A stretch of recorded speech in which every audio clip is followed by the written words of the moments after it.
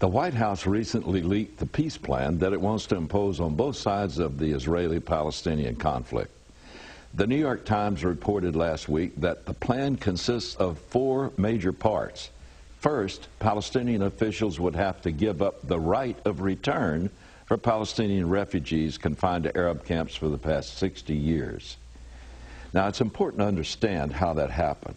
As the Arab legions were gathered in 1948 to invade and destroy the newly declared Jewish state, the Arabs living in the region were advised by their leaders to flee to Jordan or Syria until after the hostilities were over.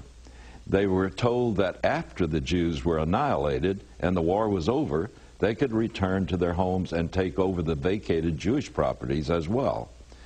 When the Arabs lost, the Arabs who fled were trapped. They were interned in crowded, filthy, and impoverished refugee camps in Syria, Jordan, and Lebanon. Before the war began, Israel had pleaded with them to stay.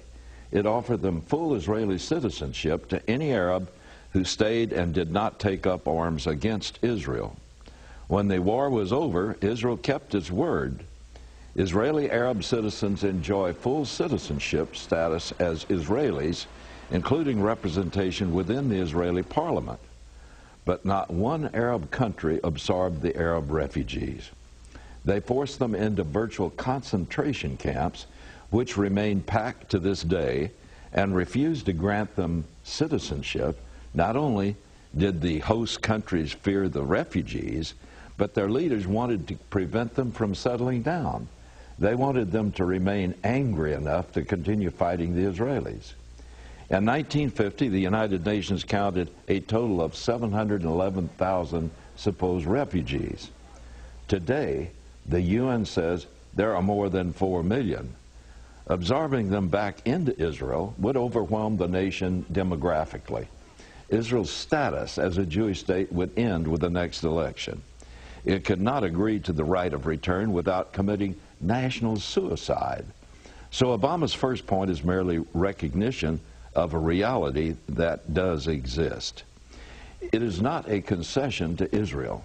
Secondly, the U.S. plan would divide Jerusalem between Israeli West Jerusalem and Arab East Jerusalem. That would place all of ancient Jerusalem, the traditional Jewish quarter, and most of the traditional holy sites under the Palestinians. Each side could then claim their respective sides of Jerusalem as their capital cities. Mr. Obama's lack of understanding of the Middle East is nowhere more clearly expressed than on this point. The division of Jerusalem is not simply a political issue. Jerusalem, particularly East Jerusalem, is the heart and soul of Jewish life. Jerusalem is indispensable to Israel's religion and is an essential part of the New Testament. The Bible mentions Jerusalem 657 times in the Jewish Old Testament and 154 in the New Testament. On the other hand, the Quran doesn't mention it even once. The more ominous possibility is that he does understand, but chooses to side with the Muslims on this most volatile point.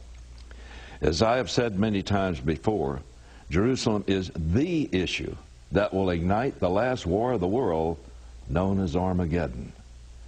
Psalm 137 expresses the fervor for their beloved Jerusalem felt by the Jews 25 centuries ago. If I forget thee, O Jerusalem, let my right hand forget her cunning. If I do not remember thee, let my tongue cleave to the roof of my mouth. If I prefer not Jerusalem above my chief joy. This poetic song was written by a Jew during the Babylonian captivity more than 1,000 years before Muhammad was even born. Mr. Netanyahu, or any other Jewish leader, cannot surrender Jerusalem.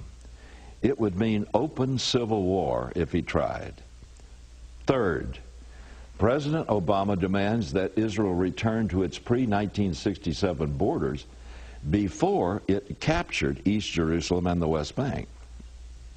With today's modern weapons, this will make Israel virtually indefensible.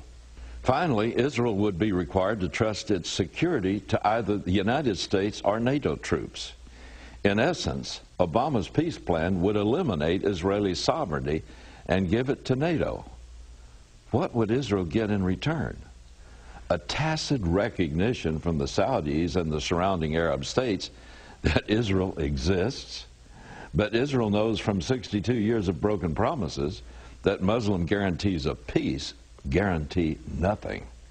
Israel knows well that under Quranic Sharia law, once land has been under Islamic rule, it remains Islamic until Judgment Day. If lost to the infidels, it becomes the solemn duty of every observant Muslim to recover that land. How Mr. Obama plans to get the Arab world to recognize Israel's right to exist without violating this fundamental Islamic principle is another example of the administration's shallow understanding of the dynamics at work here. The U.S. administration has already gone on record blaming Israeli intransigence for the failure of the peace process. As I reported last week, it has even gone so far as to blame Israel for the deaths of American soldiers in Afghanistan and Iraq. If there is a method to this madness, the only one that makes sense suggests that the administration's goal is to eliminate Israel as an obstacle to peace, either by imposing peace on them or by pulling away so that the Arab world can take care of the problem themselves. Listen, for America's sake, I pray that I'm wrong.